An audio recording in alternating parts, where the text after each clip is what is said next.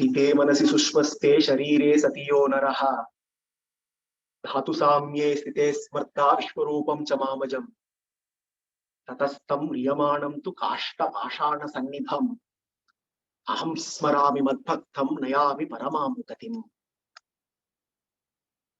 लीलातुङ्गस्तनगिरितटे सुप्तमुद्बोध्य कृष्णं पारात्यं स्वं श्रुति सत शिरःसिद्धमध्यापयन्ति स्वोच्छिष्टायां स्रजि निगलितं याभलात्कृत्य भुङ्क्ते गोदा तस्यै नमयितमिदं भूय एवास्तु भूयः श्री विष्णुचित्त कुलनन्दन कल्पवल्ली श्री रंगराज हरिचंदन योग दृश्यां साक्षात् क्षमां करुणया कमलाम् इवान्यां गोदाम् अनन्य शरणमहं प्रपद्ये।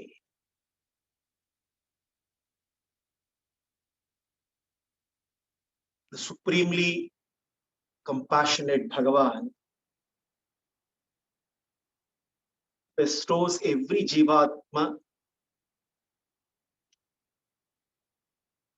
not only a physical body, but also the mind and the intellect in order to pursue the right path in samsara and strive for spiritual upliftment. He is so very compassionate that he not only bestows every human being with an able body, mind, and intellect, he also bestows the Shastras, which are like the manual to be used to lead one's life rooted in the understanding of the purpose of life. He doesn't stop there. On top of giving the Shastras, he also repeatedly takes several avatars in order to teach the Shastras to one and all, simplify the Shastras, make them accessible and available to one and all for the well-being and spiritual upliftment of every individual Jiva. He doesn't stop there also. He also arranges for special Jivatmas to also take avatars as various rishis in order to spread the message of the Shastras and work for the upliftment of the Jivatmas in samsara. He even goes beyond this and arranges for his own Nitya Suris to take avatars. His Nitya Suris taking avatars, embodying the very essence of bhakti, demonstrating how to do bhakti to him, how to glorify him, how to constantly keep experiencing him throughout one's life. These avatars of Nitya Suris are popularly celebrated as Alvars. The very name Alvar is so very profound. One who is immersed fully in the bliss of Bhagavad Anubhava is Alvar. Aram in Tamil is depth, deep. One who is deeply immersed in Bhagavad Anubhava. One for whom Bhagavan is everything, including one's life breath. Alvars are 12 in number. And among these 12 Alvars, Andal, the daughter of Periyalvar, is very special. Andal, the one who rules the Lord. Bhagavan is Ishvara, he is the ruler. But Andal lords over him. She rules her for our sake. Andal, daughter of Periyalvar. Andal is also special because she is also more attached to her Acharya than even Bhagavan. Amongst the 12 Alvars, 2 Alvars are very, very special. Madhurakavi Alvar and Andal. All other Alvars directly approached Bhagavan. Madhurakavi Alvar and Andal approached him through an Acharya. And in the case of Andal, Periyalvar, her own father, also happened to be her Acharya. Periyalvar was performing Pushpakinkarya. And he was located in the Divya Desam of Srivilliputturu. Incidentally, Andal's avataram happened in Srivilliputturu for a reason. Srivilliputturu is also Varaha Kshetra. So therefore, when Bhudevi decided to incarnate, she chose Varaha Kshetra for her avatar. Periyalvar discovered the little child in his own garden, and therefore he named her Goda. Gava Hiyate Iti Goda. The one who was given to him by Bhudevi. Initially, Periyalvar did not realize who she was. Therefore, when he called her Goda, the name Goda signifies one who was presented to him by Bhudevi. The name Goda also stands for Gobhidiyate iti Goda. Gaha Dhayate iti Goda. The one who gives us the essence of Vedas is Goda.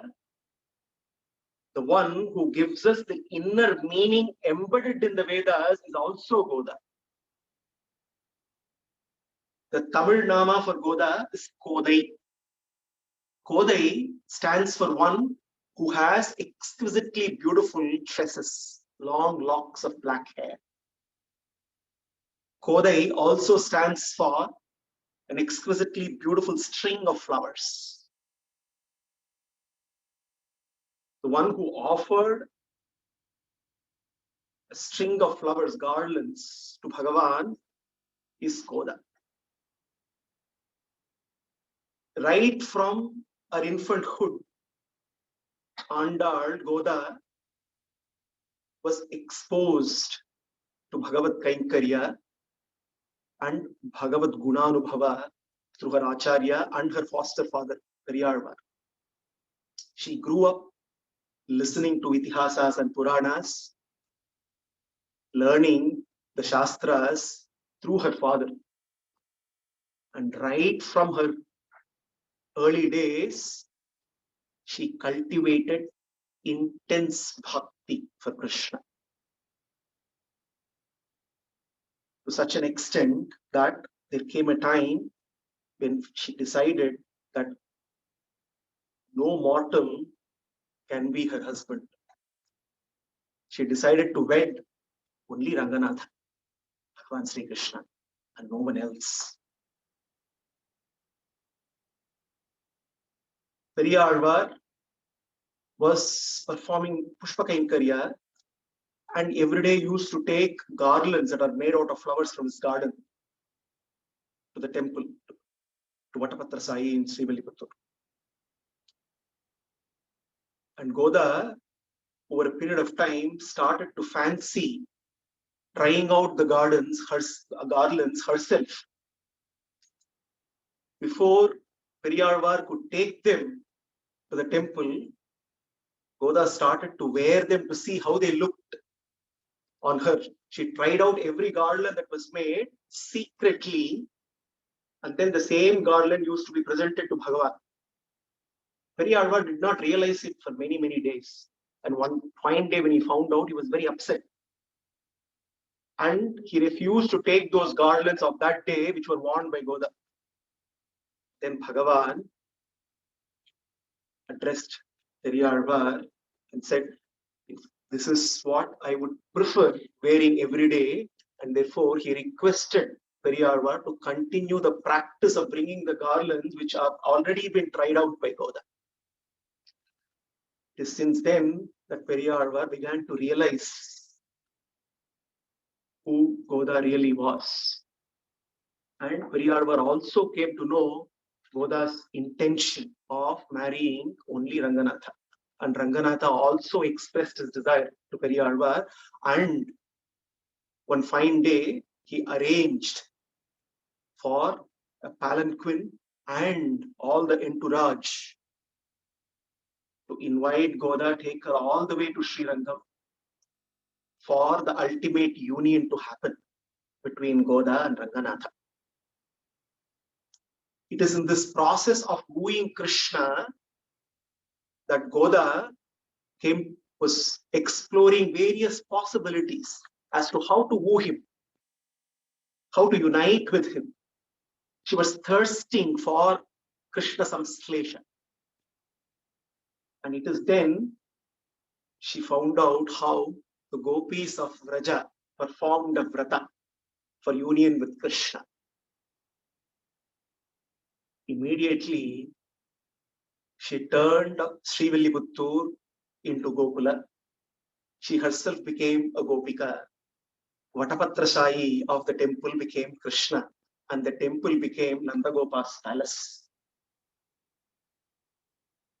And then for 30 days, choosing the month of Margari, Margasirsha, she began to present beautiful verses of quintessential bhakti, wooing Krishna, approaching him, performing this vrata, seeking union with him. This is how Tirupavai took birth. Andal, when she composed Tirupavai, she composed it as in the process of performing a vrata, not all alone, because as was the custom of the Gopikas, was always everything was performed all together. So therefore, she not only wooed Krishna herself, she also ensured that every maiden in Srivilliputturu became a Gopika. She could only see Gopikas all around. So together collecting all the Gopikas, all the young girls of Ayurpadi, which was Srivilliputturu, she marched towards Nandagopa's palace in order to seek Krishna Kainkarya.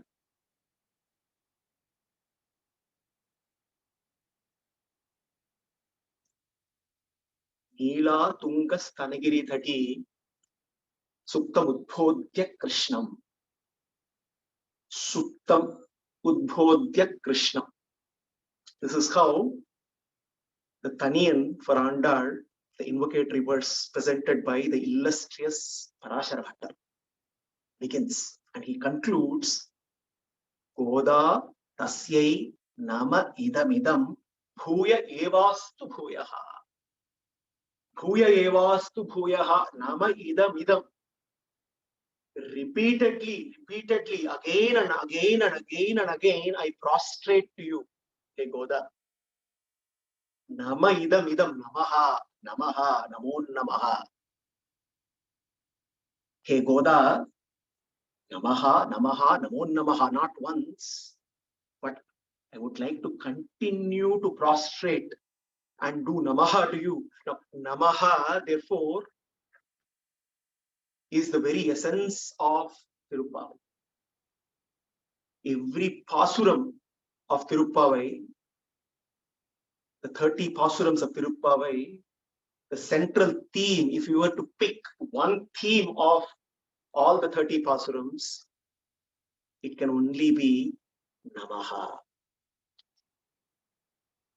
Goda tasyai namaidamidam. He calls her, hey Goda. Goda, the name itself, so very profound. Whenever we begin study of any text, there are three important things that we need to do. We need to take into account Prabandha Vailakshyam, Vaktru Vailakshyam, Vishaya Vailakshyam. Vailakshyam means greatness. When we embark on the study of any text, it is important to know these three things in order for us to experience the significance of the text. Prabandha Vailakshyam, greatness of the text itself. What is the glory of this text? Vaktru Vailakshyam, the greatness of the author, one who composed the work. Prabandha Vailakshyam, Vaktru Vailakshyam, Vishaya Vailakshyam. What is the greatness of the message that is conveyed, that is embedded in that work? When we know these three things, and then when we start diving deep into the text, then we can experience the beauty, the glory of the text even more. So therefore, in a way, in today's session, we would cover all these three. Prabandha Vailakshyam, Vaktru Vailakshyam, Vishaya Vailakshyam. Vaktru Vailakshyam is very important. Knowing the greatness of the author of the work. Only when we know the greatness of the author of work, then we can really appreciate the work itself. The work becomes our reference only because of the greatness of the author.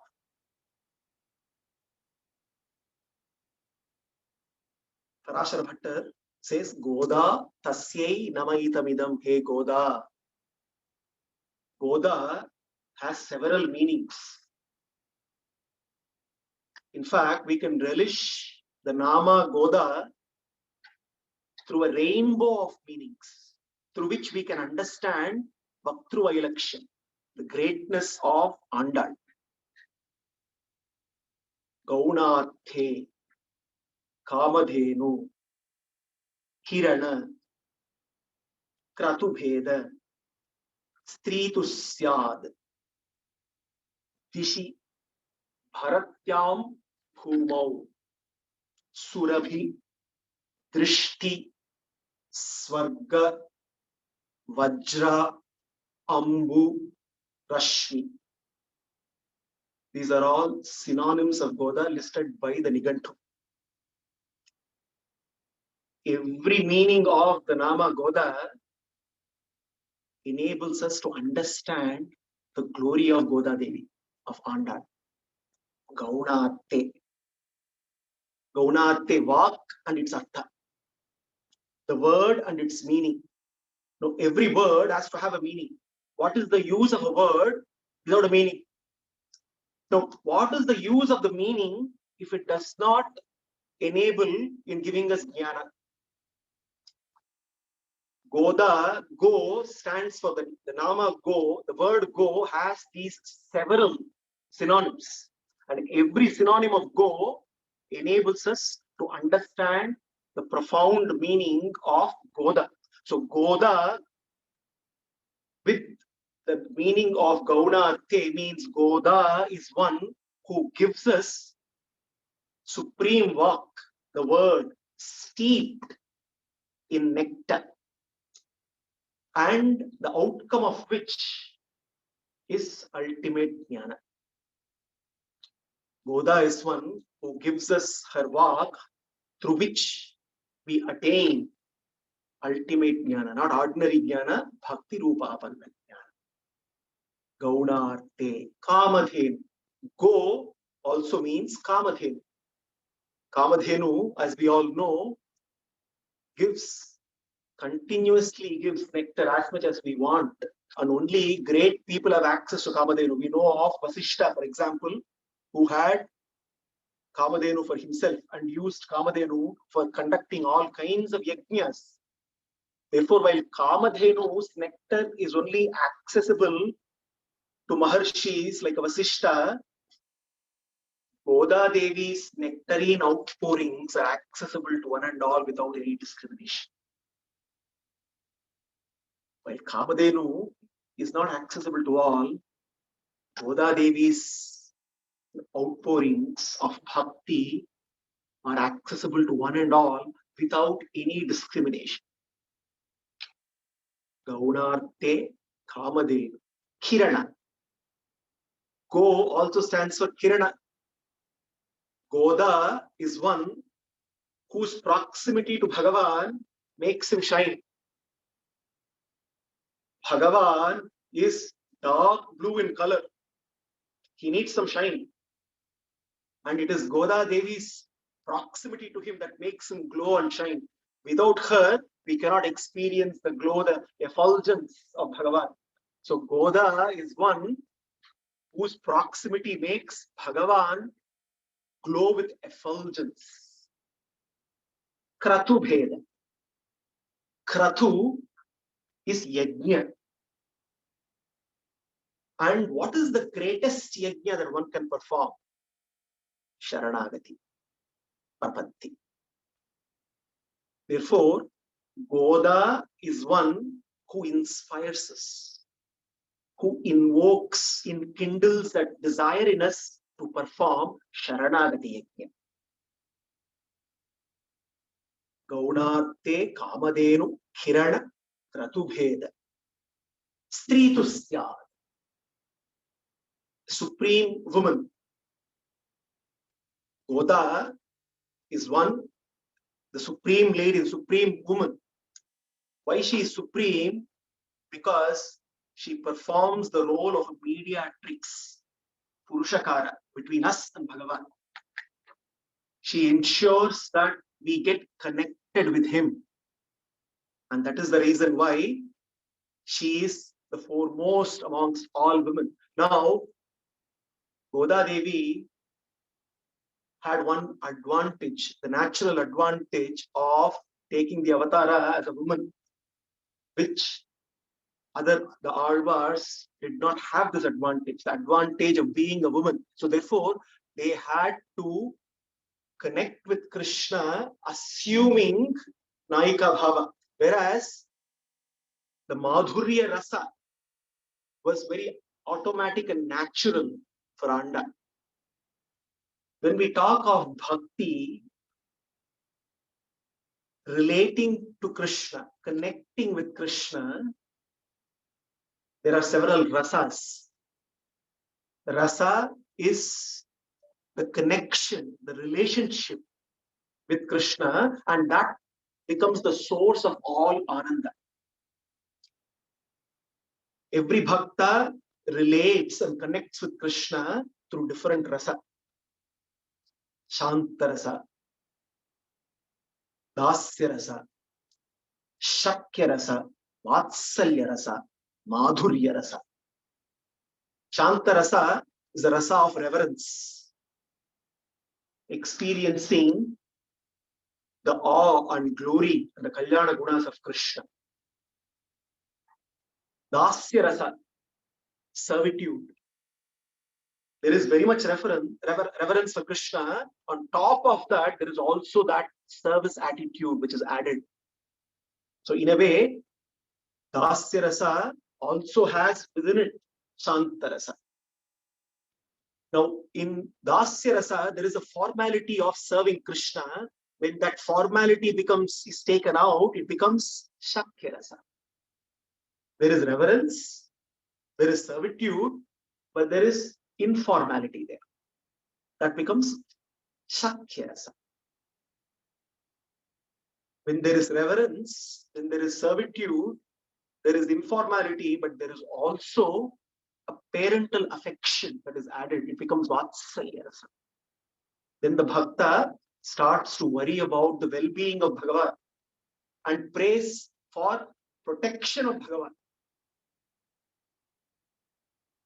When there is reverence, when there is servitude, when there is friendship and informality, and when there is parental affection on top of that, there is intimacy, then it becomes Madhurya Rasa. This is the ultimate rasas to experience Krishna. This is also translated as bridal mysticism.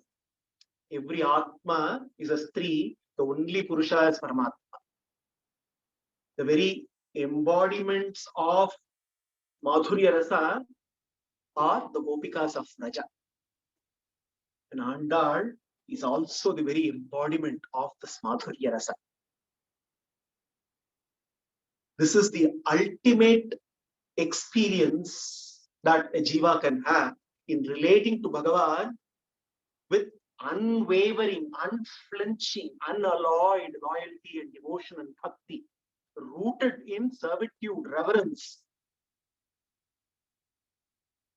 Therefore, Go, meaning Stri to Syad, also stands for Goda. Therefore, Goda Devi is one who had that ultimate relationship with Krishna. She was the very embodiment of Madhurya Rasa.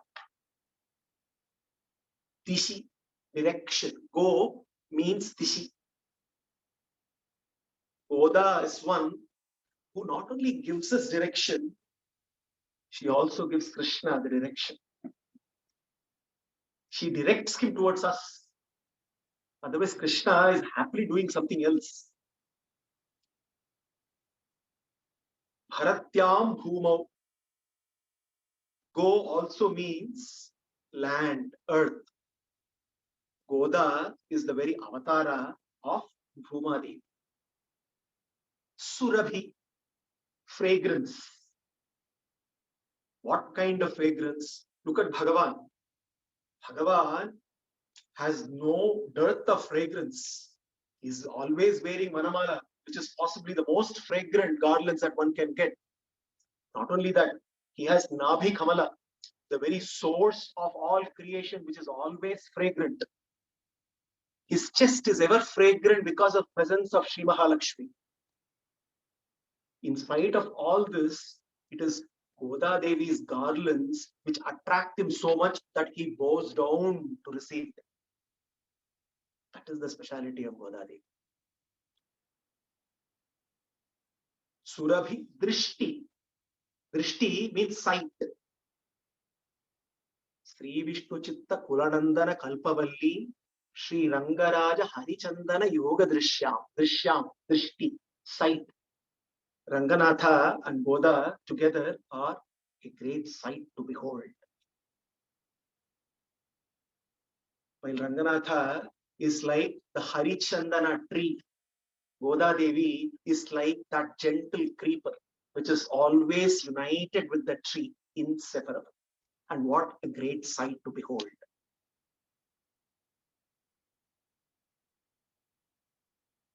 Drishti, Swarga. Swarga can mean Swargaloka, can also mean moksha. Goda Devi, therefore, is one who grants us and who fights on behalf of us with Krishna for obtaining moksha sukha for all of us. Vajra, go also means Vajra.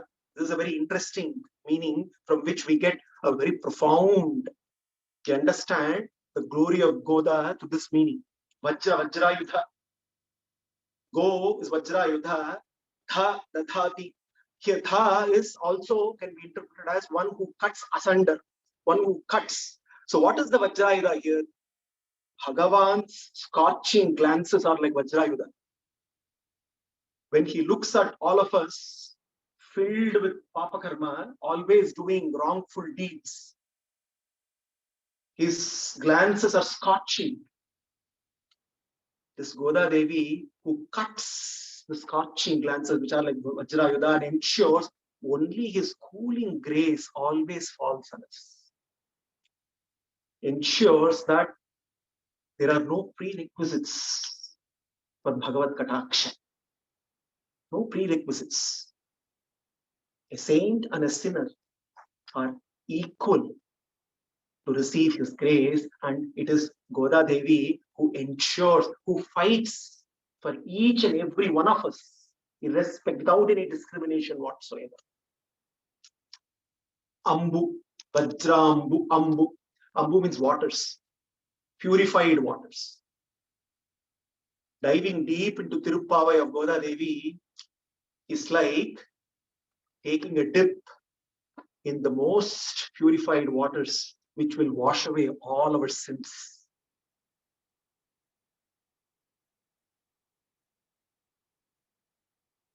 Rashmi. Rashmi is a ray of light. Rashmi can also be interpreted as a string of flowers. Go is a string of flowers, a garland. Goda is one who offered the garland that she tried, the worn garland to Bhagavan, and he accepted the garland. Therefore, she is Goda. Parashara Bhattan therefore prostrates to Goda and says, Hey Goda, Goda tasyai nama itamidam bhuya evastu bhuyaha. I cannot stop prostrating to you, Hey Goda. I cannot stop singing your glories repeatedly, again and again and again. Namaha, Namaha, Namaha. Why? Because you, on behalf of us, you have been instructing this Namaha to Krishna himself. Neela Tungastanagiri Tati Suktham. Krishna, it seems, Suktham, sound asleep in blissful embrace of Neela. Neela, who is this Neela Devi? Bhagavan, Mahavishnu, has three consorts: Sri Devi, Bhudevi, Neela Devi. Neela Devi, during Krishna Avatara, also took an avatar as Neela. And here, it seems Krishna is blissfully sleeping in embrace with Neela. Suttam, Udbodhya Krishna. Seems it is Andal who shook him up, who woke him up from his sleep, from his slumber. Says, hey, Krishna, wake up, wake up. Why are you sleeping? Then Krishna wakes up and says, hey, Goda, why did you wake me up? Namaha, Namaha, Namo Namaha. Krishna says, to say this, you woke me up. Namaha is for you, not for me. Why are you teaching me Namaha? Because, hey, Krishna, you also have forgotten this. That is why, if I instruct Namaha to you, it is like instructing the whole universe.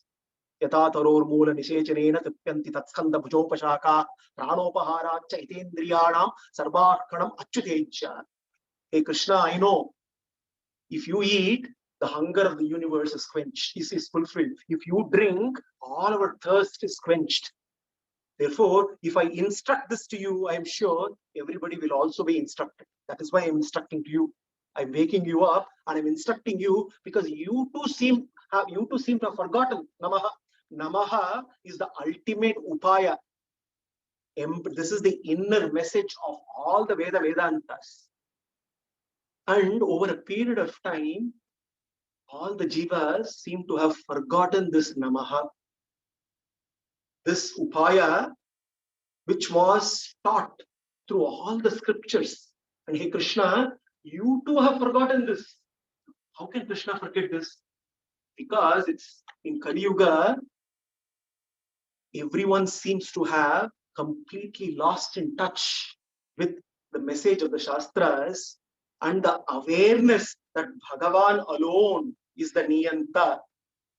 Bhagavan alone is the one who controls us, is completely lost.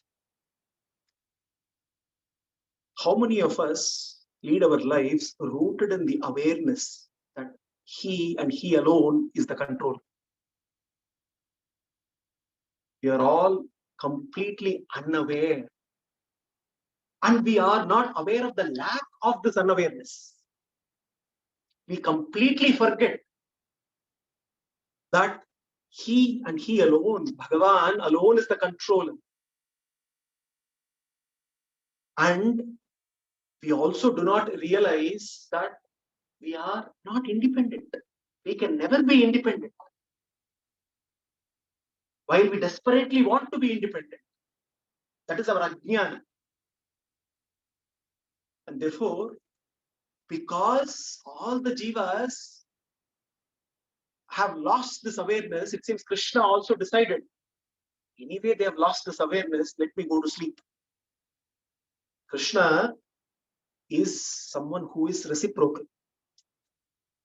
When we seek him with love, he reciprocates and he takes care of us, he protects us, he intervenes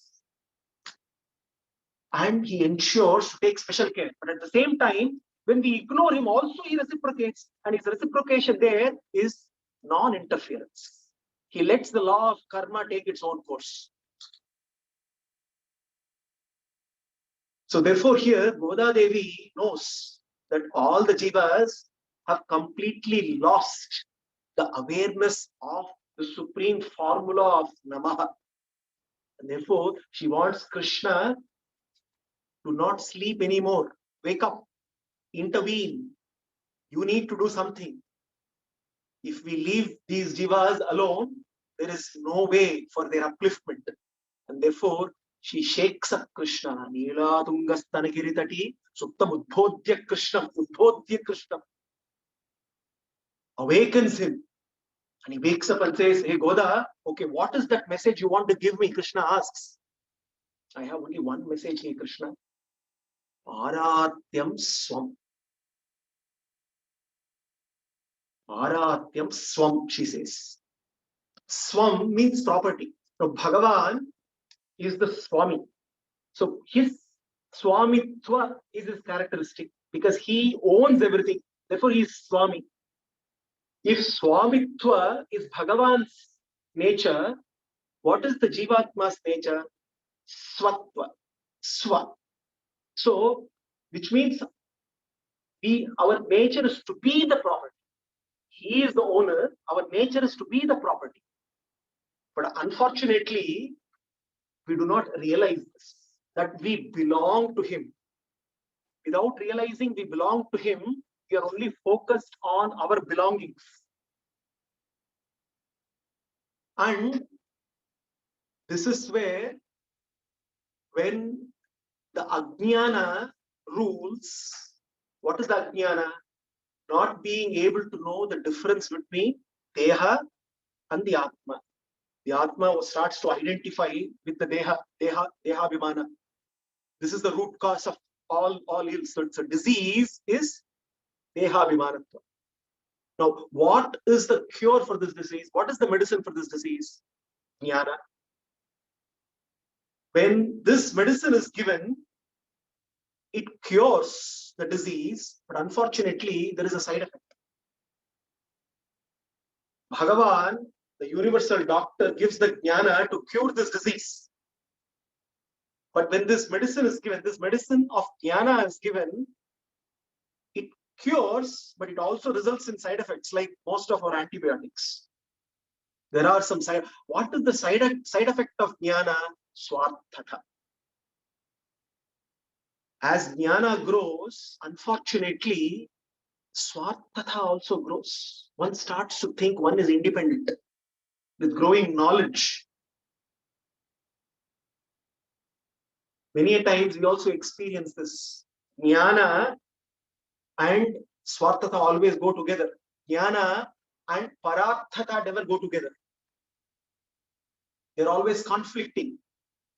So therefore, Goda Devi makes a concoction of these seemingly conflicting things. And therefore, if Bhagavan gives the medicine for cure, Goda Devi gives the medicine for the side effects. Parathyam Swam. Parathya. Namaha is the upaya, is the ultimate upaya. Now, Maha, not mine. Maha refers to Swarthatha. I am not mine. Maha means Swarthatha, I am mine. Everything belongs to me. Namaha means I am not mine.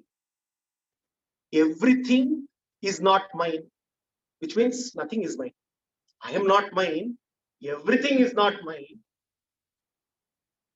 Mastership is not mine, which means he, Bhagavan, is the only master. So therefore, Maha refers to Swarthatha, Namaha refers to Pararthatha. Pararthya means complete dependence. Complete dependence. Now, to understand this, we can easily relate to this analogy to understand this. The child in a mother's womb has no independence whatsoever. Only when the mother eats, through what she eats, she feeds the child. The child, whatever it can eat, the nourishment only comes through the mother. Whatever the mother gives, it gets. Even the very breath for the child only comes through the mother. And it is the mother who actually takes care of the child. The child doesn't ask for it. The child need not ask for it. Similarly, this entire universe, including each and every one of us, are like that infant in the womb of Bhagavan. Totally dependent, inseparable from him, distinct. The little baby in the mother's womb has its own distinct existence, but it is inseparable. It has no separate existence. It has existence, but inseparable existence. Inseparable, total dependence, zero independence. And it need not worry for protection. Why? It is being taken care of without even asking for it. Pararthya. This is what Andal says. This is the true nature of every Jivatma. When we look at the Tattvatraya, each of the Tattvas have unique attributes.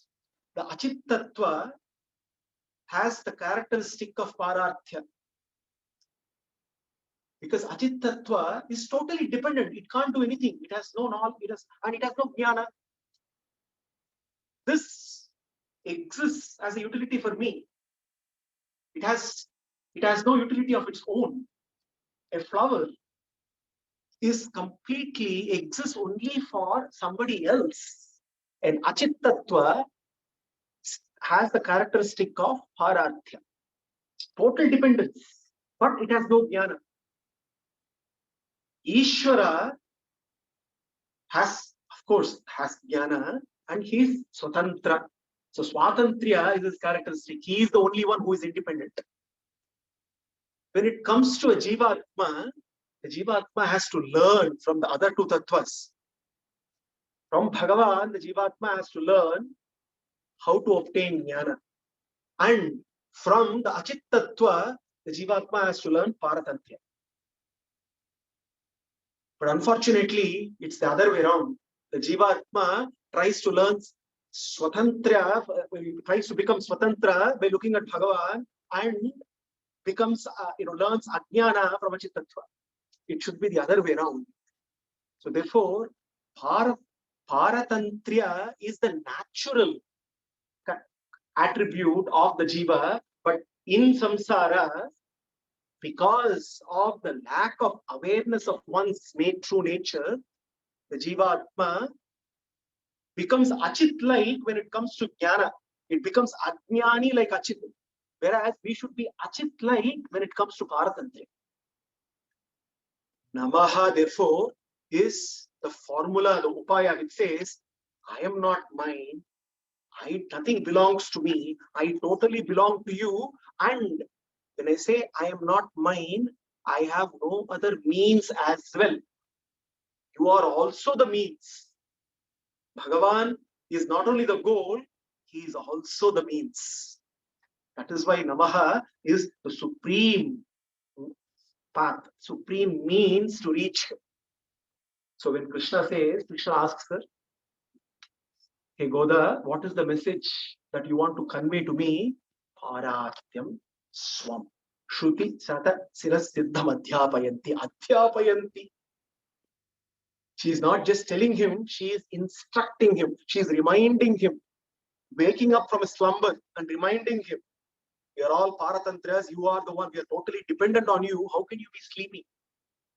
How can you be sleeping in embrace with Neela Devi? Enough of having good time, you do your duty. He is pointing out Bhagavan's duty to her and says, it is your duty to protect us because you alone are our protector. Paratyam swam shruti sata sirasthiddhamadhyapayanti. Svochishtaayam sraji nigalitam yabhalat kritya bhunte godatasya namaitamidam bhuya evastu bhuyaha. Svochishtaayam sraji nigalita. She not only wakes him up, it seems she takes the garland and binds him forcefully. You have no way to go, Krishna. You can't escape me anymore. You can't just escape me. So this, by binding the one who is above and beyond any kind of bandhana, allows himself to be bound by Godadevi. So in order to release us from the bondage of samsara, Godadevi binds Bhagavan with a garland of flowers. Svochishtayam sraji nigalitam yaphalat, forcefully. So Krishna, you have no choice. She's not giving choice anymore. You have no choice. You are our protector, and therefore you have to do your duty. And because of this, hey Goda tasyai namaitamidam bhuya evastu bhuya. Goda Devi, out of compassion, composed Tirupavai of 30 verses. Now, Tirupavai is known for several things. Obviously, it is a work of sublime poetry, no doubt. But it is the very seed of Veda Vedanta. Veda Manattikkum Vittago. It is the very seed. It contains the very essence of all Shastra Jnana. Be it Artha Panchaka Jnana, Bhakti, Sharanagati, the Acharya Vaibhava. So we can go on looking at several gems that can be culled from Tirupavai. Now it is said Mahabharata is the ultimate compendium of everything that we seek. Dharmecha, Artecha, Kamecha, Mokshecha Bharatarshava. Yadi hasti tadanyatra, nehasti natat kvachit. Whatever we find in Mahabharata, possibly that is what we can find elsewhere.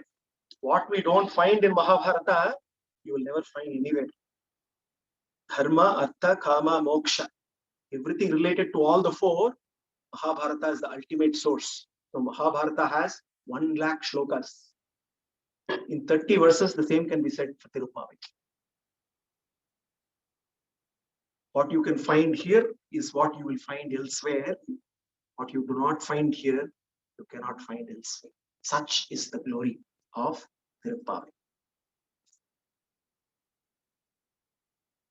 Bhagavad Ramanuja was called Tirupavai Jiyar. He was given a name, Tirupavai Jiyar. The Mahavedantin who wrote commentaries on Brahma Sutra. He knew that Tirupavai 30 pasurams contained the very essence of all Veda Vedantas, and he was constantly meditating on this all the time.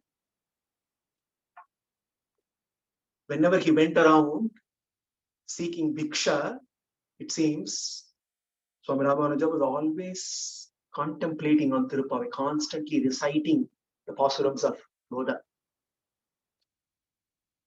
It seems one day, while going around seeking Bhiksha, Swami Ramanuja approached his Acharya Periyanambi's house. And as he was approaching the door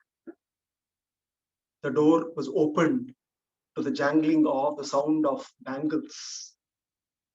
And little Atturai, daughter of Periyanambi, opened the door.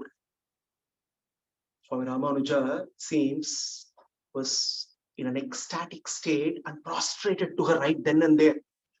And that little girl was wonderstruck and she was shocked, not knowing what was going on. Then Periyanambi then came there and said, I can understand, I can fathom the mood of Swami Ramanuja. I know why he did this. Because he, at this very time when you opened the door, he was contemplating on a pasuram, Undumadahalittan, Undumadahalittan, Odada Tolvian, Nandagopan Varmahale Napinnai, Kandam Kamarum Kurali, Kaditiravai, Pandengum Korianitanahan, Madavi Pandal Mail, Palhal, Kuilangal Kubinahan, Pandar Virali, Unmaitunan Perpad, Chendavare Kayal, Sirar Valayulupa, Vandiravai, Vendelo, Embavai. There, Andal, along with the Gopikas, have approached the Nandagopa's house, and there they are requesting Nappinnai, who is Neela Devi, to open the door. Pandar Virali, un Maithunan Perpad, Sendamare Kayyal Shirar Valayolippa. But with your soft hands adorned with beautiful bangles that make magical sounds, please open the door.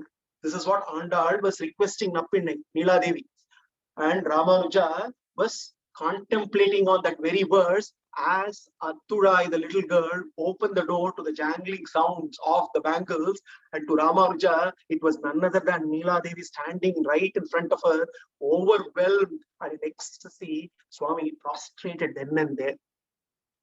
Such is the glory of Tirupavai, that if a Mahavedantin was only contemplating on these 30 pasurams every day while going for Diksha, we can understand that this is not an ordinary text. Tirupavai is Adhyatmika Shastra. It is the very essence of Vedas and Vedanta. Every word in Tirupavai is very profound. It's an Adhyatmika Shastra. If we read the Tirupavai, we see one popular word which constantly gets repeated. Parai.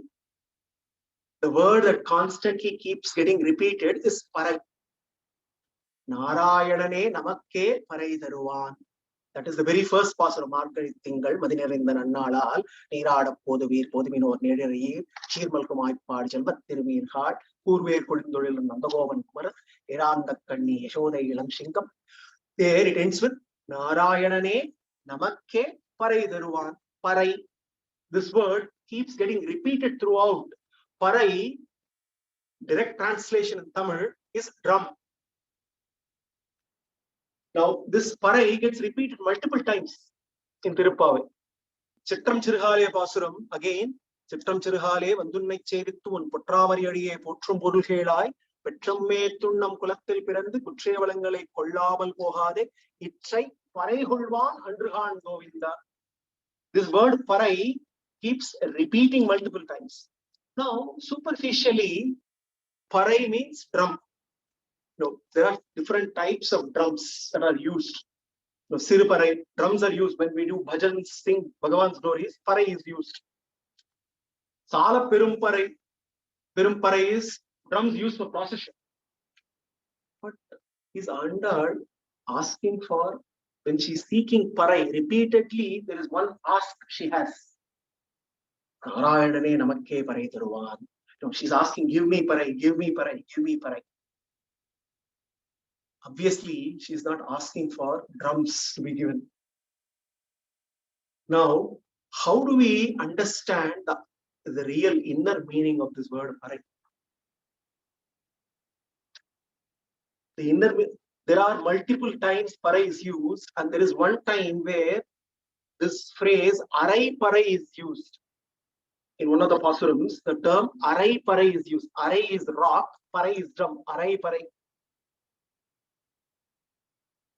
Nayaganai Ninna Nandagopan Koil Kapani, Kodidondrum Toranavayil Kapani, Manikadavam Tal Tiravai, Aya Sirimayuromukku Arai Parai Mayan Manivandan Ninnile Vai Nerthan. Now, what is this Arai Parai? Arai Parai means drum made of rock. That is the direct translation. Good old days, kings used huge rocks like boulders to make announcements. When the rock is beaten, it creates reverberating sounds. So when any major announcements are made, Arai Parai is used, but not ordinary announcements. Arai Parai typically are used by kings to reveal something.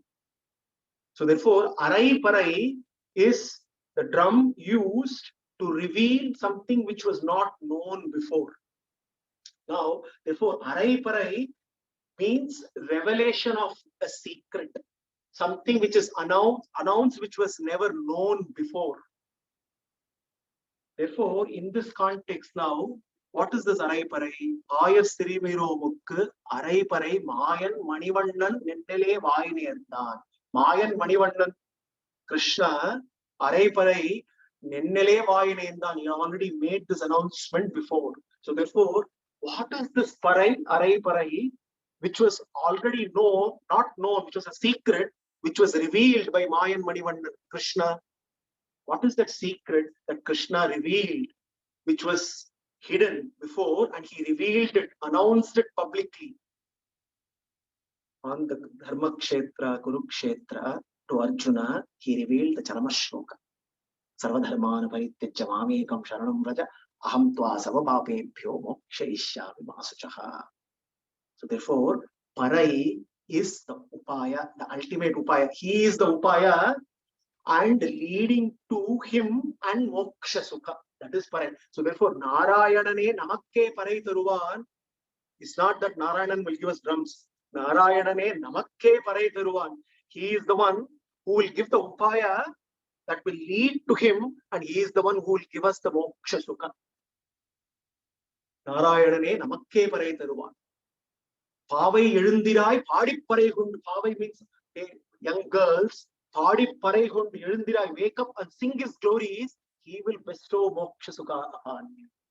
Chitram Chirugale Vandunai Chevittu Un Putramari Adiye Potrum Purushelai Petramettu Unnum Kulathil Pirandu E Kutreval Engalai Kollamal Pohadu Itrai Parai Andruhan Govinda.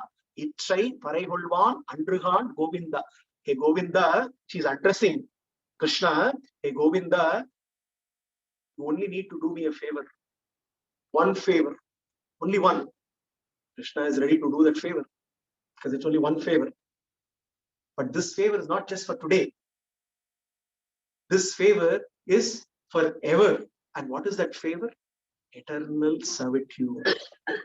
Eternal kainkarya to you. To be always with you, and with you. Inseparable from you, doing kainkarya to you and to you alone. That is the Parai. That is the service that we are seeking. And Andal is not seeking for herself, for all of us. Together with the gopis, she is addressing Krishna. Bhudevi knew this.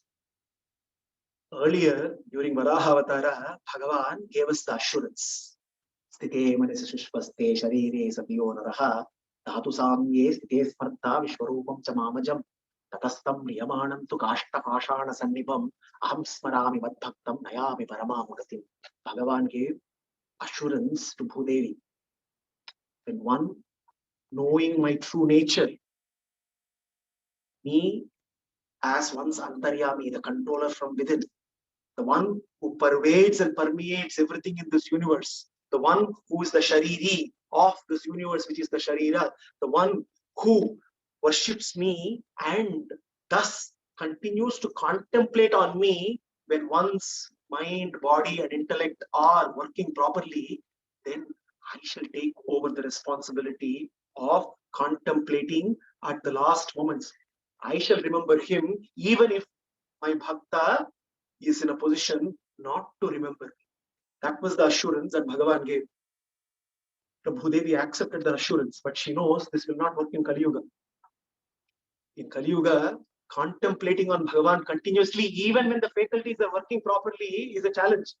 Bhagavan gave the prescription. when one continues to contemplate on me all throughout without having any other desire. That was the prerequisite. Desiring Krishna and Krishna alone. Earlier yugas possibly it was okay, but in Kali Yuga it is impossible. So Bhudevi once again took avatara as Andal. Therefore, she addresses her. Itrai Parihulvan, Nrihan Govinda, Yatshaikum, Yed Verivikum, Muddanod, Utshome, Yamo, Vanakke, Now Akshisevo, Matrain and Kamangal, Matrelo Bhavai. She says, we will do whatever you said in your Avatara, but that responsibility of contemplating on you is also yours only. Let me tell you right up front, because there are so many desires in our minds. We are riddled, the desires rule us, and there is no way amidst all this commotion that is happening, it is very difficult for us to focus on you. If at all you want us to focus on you, you ensure that all my desires are directed only towards you. You do the hard task of converting all my desires, directing all of them towards you. All that I will do is I will completely surrender to you. So therefore, this parai, which is seeking moksha sukha, seeking nitya kainkarya at Bhagavan's lotus feet, is the very ask of Andal, and it is not for her, it is for all our sake. Tirupavai is beautifully structured. 30 pasurams has a very clear flow in terms of how Andal approaches Krishna. We have time.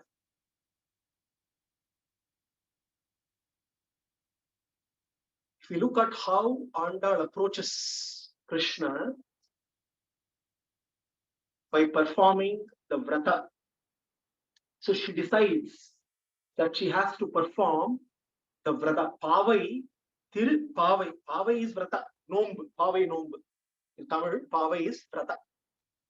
Vrata in order to obtain Krishna and Krishna Kainkarya. She decides to convert Srivilibuttur into Gokula, and all the young girls, the maidens around, become the cowherd girls of Gokula. And she assumes herself to be a Gopika. And she begins to sing the glories of Krishna, seeking Nitya Kainkarya, right from the first Pasuram right until 30th Pasuram. You look at the structure, we see a beautiful flow of the theme. The very first Pasuram, Margaret Tingal Madinirainda Nannadal. She begins to celebrate the time for the Vrata. It begins with a celebration. Because the Gopikas know only one thing. They only know one thing, is to celebrate. They celebrate because they know Krishna is with us all the time. So therefore, Andal, assuming herself to be a Gopika, begins the celebration. Begins Tirupavai by celebrating the time. She also begins to celebrate in the first Pasuram all the Gopikas, all the maidens who are going to come along with her, the Adhikaris who are performing the Vrata.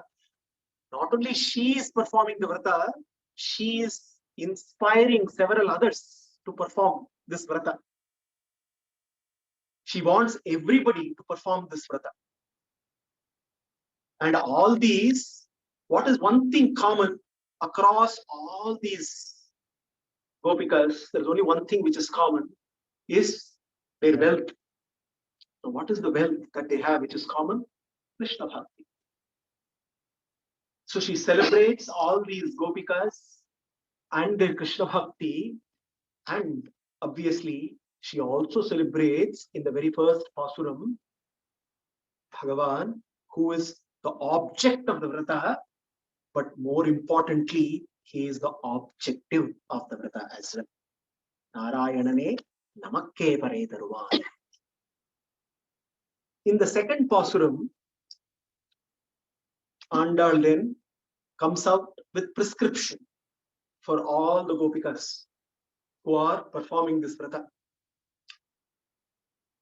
What is the Kartavya? What is the Tyajya for the vrata? Kartavya, what to do, the do's and the don'ts.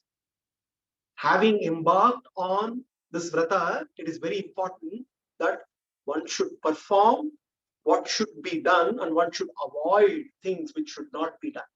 So in the second Pasuram, she comes up with prescription for the vrata. In the third and fourth Pasuram, Andal seeks for abundance, for lokakshema, because she knows that for successful performance of vrata, it is very important that everyone is blessed with bounty. Celebrations to continue, there has to be abundance everywhere. So therefore, she seeks lokakshema. She seeks blessings for bounty, abundance of rain, abundance of prosperity, so that one can continue to keep celebrating.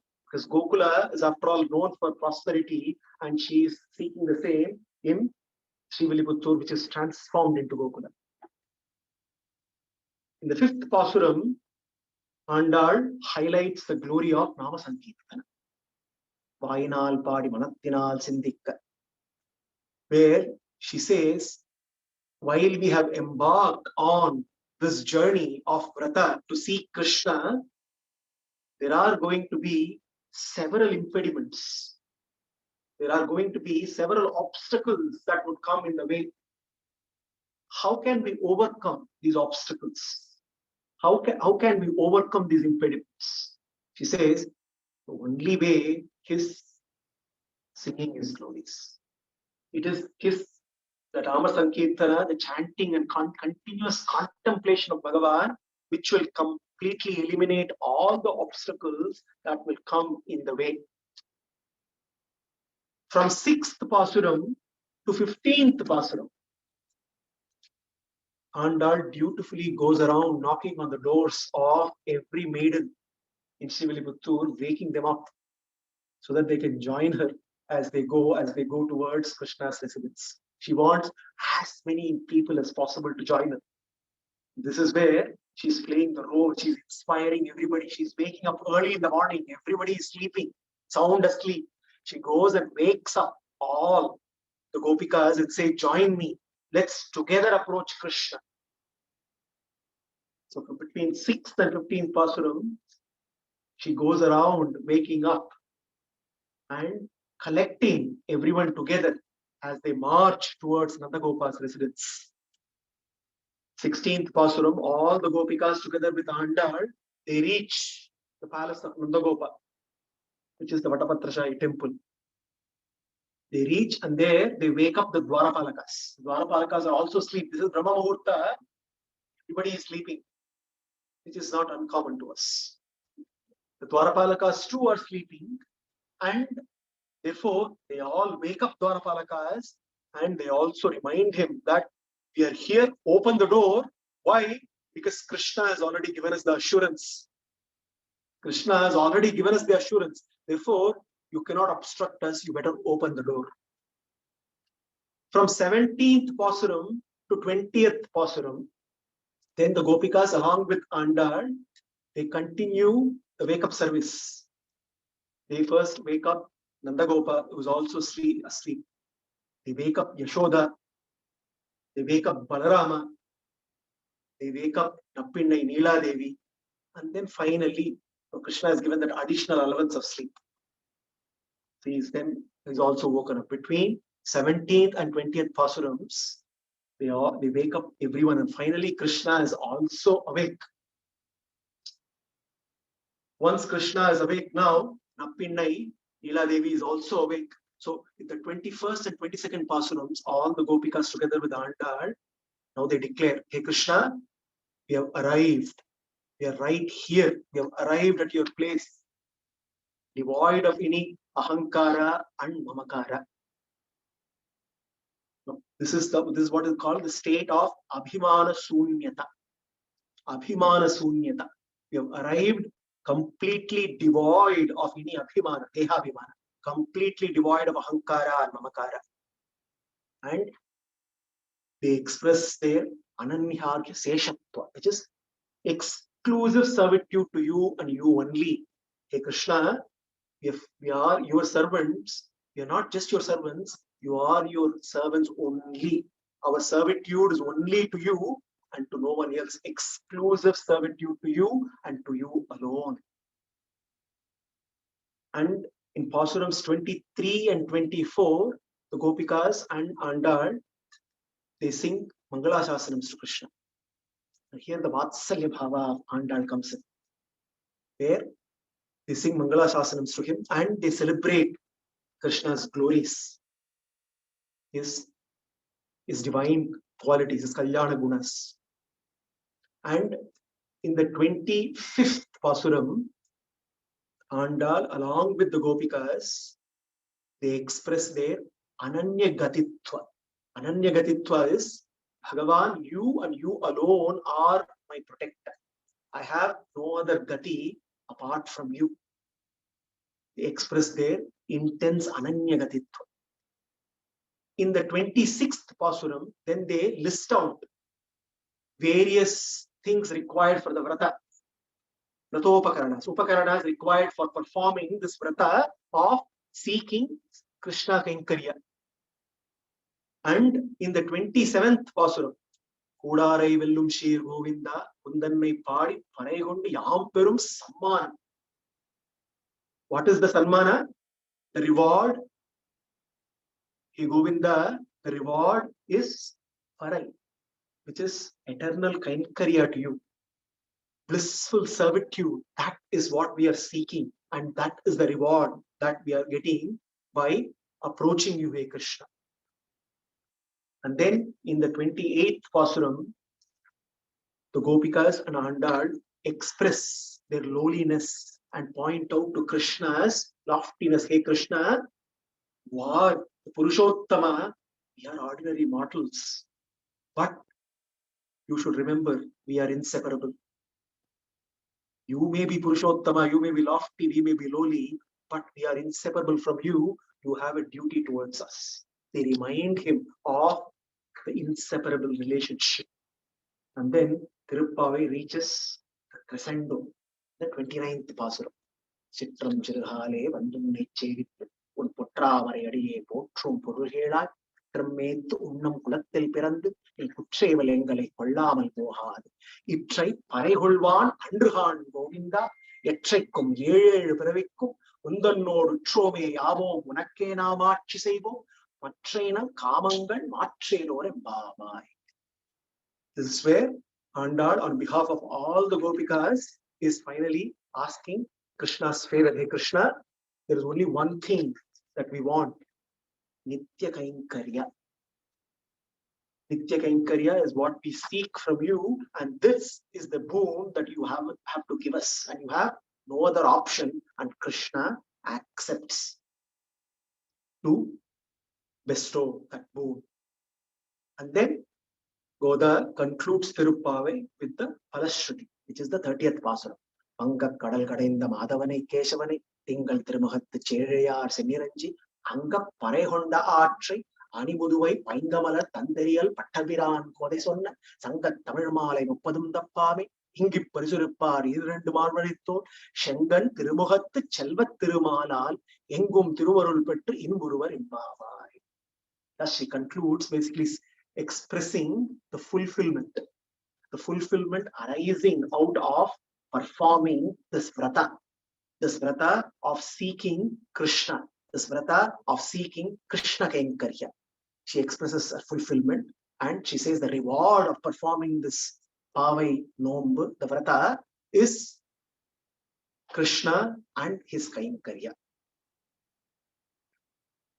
Srimatye Vishnuchittarya Manonandana Hetave Nandanandana Sundaryai Godayai Nityamangalam. Goda Devi Tiruvazhigale Sharanam. Sarvam Sri Krishna Arpanastu.